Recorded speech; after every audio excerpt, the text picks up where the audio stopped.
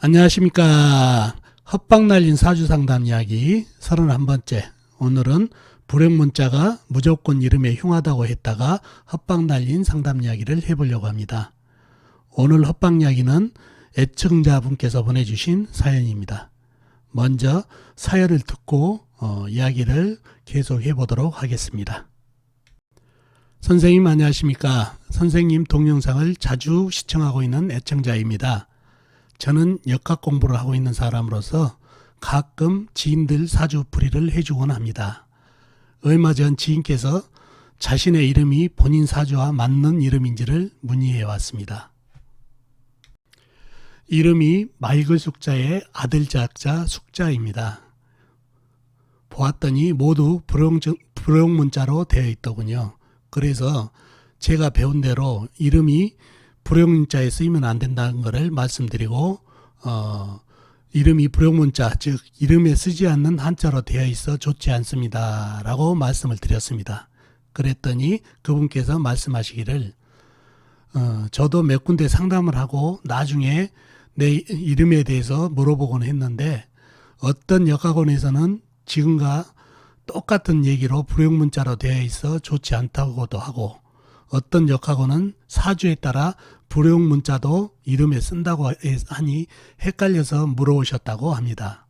선생님, 저 역시 이 불용문자가 이름에 들어있으면 좋지 않다고 배웠는데 사주에 따라 쓸 수도 있다고 하니 어느 말이 맞는지 이번 기회에 꼭 알고 싶어서 상담 이야기에 사연을 보내봅니다. 꼭 알고 싶으니 사연 채택해 주시면 감사하겠습니다. 라는 사연을 주셨습니다. 자, 그러면 불용문자는 정말 이름에 쓰지 않아야 하는지 여러분과 같이 한번 알아보도록 하겠습니다. 자, 이 사주와 숙자라는 성함이 문의 주셨던 분 사주팔자와 성함입니다. 이게 불용문자로 되어 있는데 오늘의 주제가 이름이 불용문자로 되어 있으면 무조건 안 되느냐 아니면은 사주팔자에 따라서 틀리냐는 그런 질문이셨습니다.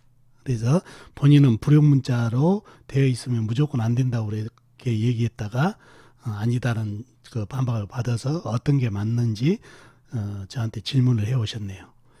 아무튼 이거를 말씀드리기 전에 먼저 성명학에 대해서 말씀드리겠습니다. 이름을 짓는다.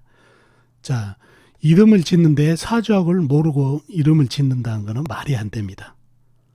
무슨 얘기고 이름이라는 것은 사주팔자가 기울어진 것을 균형을 잡아주기 위해서 사주팔자의 부족한 기운을 채워주고 많은 기운은 덜어내기 위해서 그렇게 해서 균형을 잡아주는 게 이름이라는 얘기, 좋은 이름이라는 얘기죠.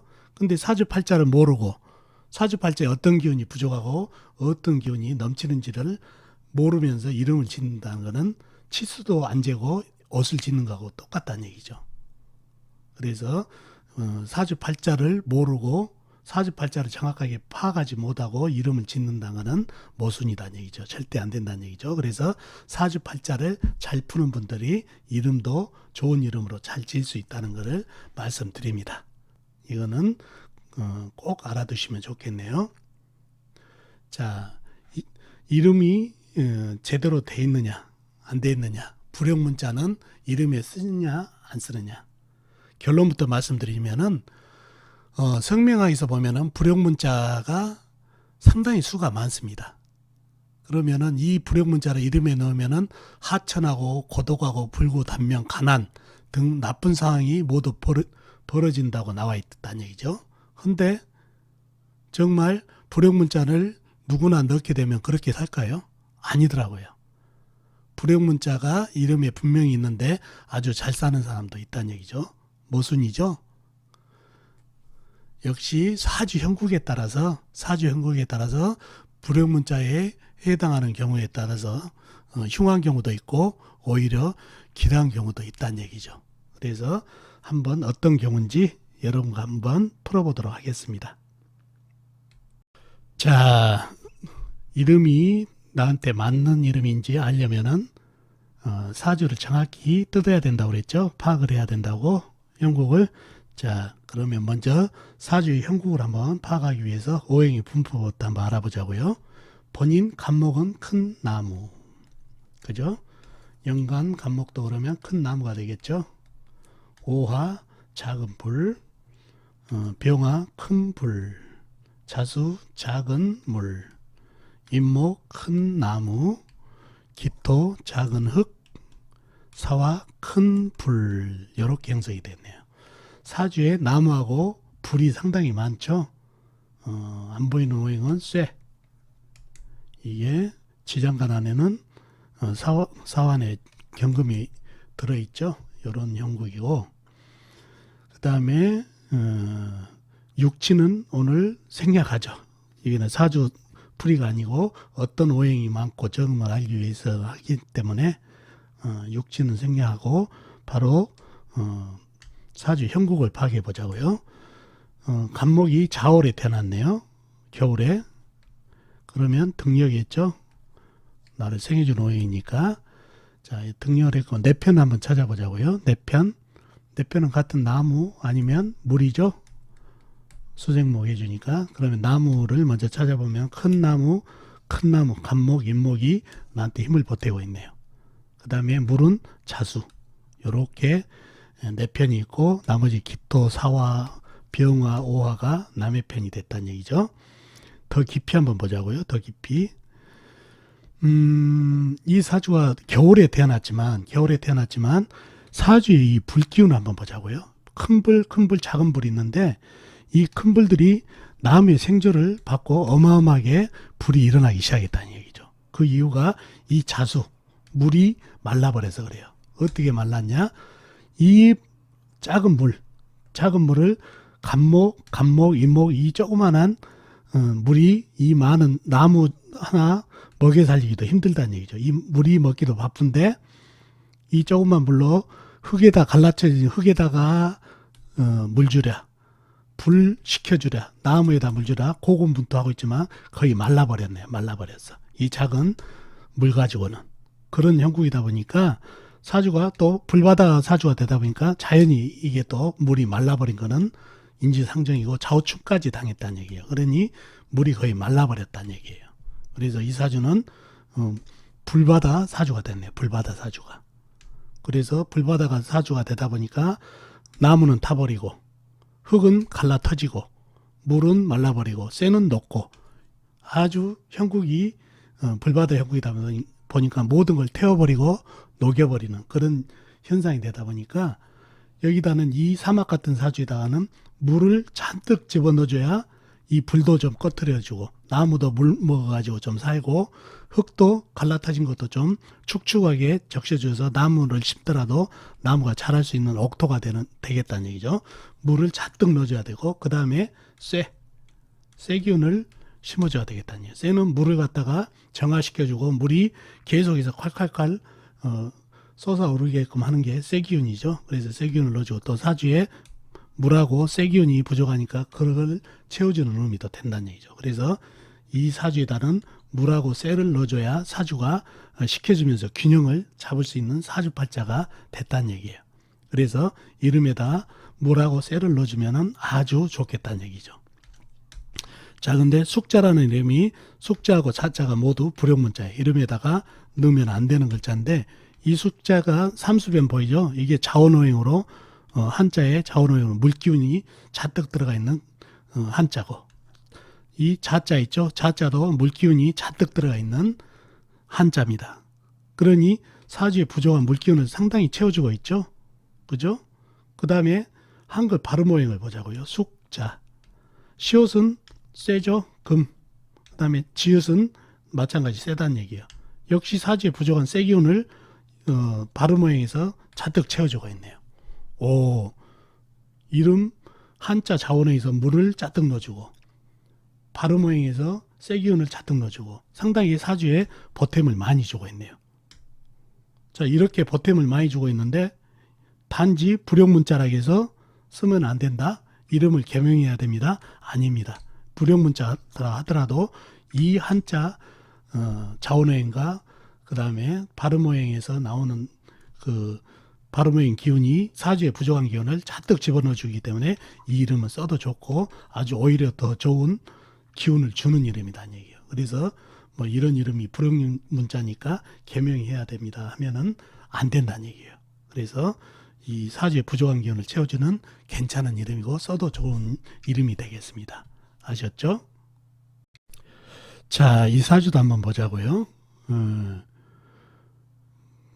오행의 분포부터 한번 보자고요. 본인이 경금 큰 쇠로 태어났네요. 그러면 이 경금도 큰 쇠. 간목 큰 나무, 임목 역시 큰 나무. 그럼 이 임목도 큰 나무죠. 오화 작은 불, 신금 작은 쇠, 사화 큰 불. 이렇게 형성이 되어 있네요. 자, 사주에 물이 한 방울도 안 보이죠. 물이 흙 기운도 안 보인다는 얘기죠. 흙은 임목 안에 무토, 그 다음에 오화 안에 기토, 무토, 사화 안에 무토 이렇게 지장 안에는 들어있는 물은 한 방울도 안 보이죠. 자, 이 사주도 사주 형국을 한번 보자고요. 경금 큰 쇠가 5월에 태어났네요. 이게 여름이죠. 한여름에 태어나서 실령을 했네요. 근데 실령을 했는데 내편을 한번 찾아보자고요. 경금 내편은 같은 쇠나 아니면 흙이 내편이라는 얘기죠. 쇠는 경금, 신금이 나한테 힘을 보태주고 있고, 또 흙은 사화 안에 무토, 임목 안에 무토, 오 안에 기토, 그 다음에 임목 안에 무토가 있는데, 이 무토가 과연 지장간에 있는 무토가 경금을 생을 해준지 한번 더 깊이 보자고요. 이 사주가 여름에 태어났어요. 여름에 태어났는데 사주에 보니까 물이 한 방울도 없다 보니까 완전히 사막같이 됐다는 얘기예요. 그런데다가 이 임목이 큰 불을 생하기 시작하다 보니까 불이 상당히 일어나네요. 건조해졌죠. 그러면 이 불까지 합세가 돼서 불이 더 일어난다는 얘기예요. 그러다 보니까 임목 안에 있는 병화도 같이 물로 식혀지도 못하다 보니까 건조하다 보니까 이 병화도 힘을 발휘하기 시작한다는 얘기예요. 순식간에 이 나무까지 태워버린다는 얘기예요. 그러니 이 사주도 불바다가 돼버렸네요. 불바다가. 이유는 물이 한 방울도 없다. 그러니 이 불을 갖다 제어할 수도 없고, 이 나무들은 빼짝 말랐어요. 물을 못 먹으니까 말라버렸죠. 마른 나무는 불에 잘 탄다는 얘기죠. 그래서 식혀줄 물이 없다 보니까 불이 엄청나게 일어났다는 얘기예요. 이런 불바다 사주가 되다 보니까 이 쇠는 녹고 있고 나무는 타버리고 흙은 갈라터져서 토생금을 못 해준다는 얘기죠. 뜨끈뜨끈한 불을 뿜은 흙이 토생금을 못 한다는 얘기죠. 오히려 토국금을 하고 있다는 얘기예요. 그래서 사주가 매우 불바다가 되다 보니까 이름에다가 역시 물을 많이 집어넣어줘야 된다는 얘기예요. 물을. 그래야 이 사주 쇠도 식혀주고 흙들도 물로 적셔줘야 옥토로 변하고, 그죠? 나무도 물을 먹어야 좀 축축해지면서 제대로 된 나무가 되면서 열매를 맺을 수 있다는 얘기죠. 그리고 불도 견제할 수 있고. 그래서 물을 많이 넣어줘야 되고, 이 사주에다는 만약 이름에다가 사주에 많은 불기운이라든가 불을 돕는 나무기를 갖다가 넣어줘버리면 어떻게 되나요? 다시 불바다가 돼버리죠. 그래서 이 사주에다는 물을 집어넣어줘야 되니까 이름에다가 물을 집어넣어줘야 되는데 광희라는 이름을 지어줬네요. 광희. 자, 빛광자 이게 자원오행으로 불이에요. 그 다음에 희자 자원오행으로 불이에요. 이 불화자 보이죠? 밑에 불이 짜득 들어있네요. 그 다음에 광희라는 발음오행도 기억은 이게 나무기운이라는 얘기죠. 희자는 토고.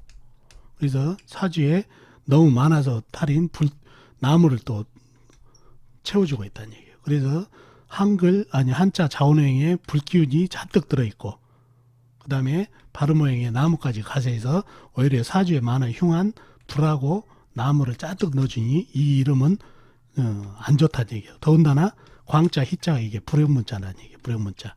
이럴 때 불용문자는 쓰면 안 됩니다 한 경우가 되지만, 앞에는 불용문자에도 사주의 부족한 기운을 채워주기 때문에 써도 좋다는 얘기죠. 그래서 사주에 따라서 불용문자를 써도 좋고 안 써도 좋다는 얘기인데, 그게 찝찝하면은 불용문자를 안 쓰면 좋지만 하여튼 사주에 부족한 기운을 채워주면은 괜찮다, 이렇게 결론을 내릴 수 있습니다. 물론 이러한 제 주장에 대해서 반론을 제기할 수 있는 학문을 가지신 분도 있겠지만은 저는 반드시 사주에 부족한 기운을 채워주는 오행이 있으면은 그 한자도 반드시 불용문자다 하더라도 써도 좋다는 것을 말씀드립니다. 아셨죠? 자, 오늘 이야기는 불용문자를 이름에 쓰면 된다 안 된다의 논란을 오늘 결론을 지어봤습니다. 불용문자가 사주에 불용문자라 하더라도 사주에 부족한 기운을 채워주면 써도 좋다는 결론을 내봤습니다. 여러분한테 도움이 되는 얘기가 됐는지 모르겠습니다. 도움 되셨으면 좋겠습니다. 다음 시간에 뵙도록 하겠습니다. 안녕히 계세요.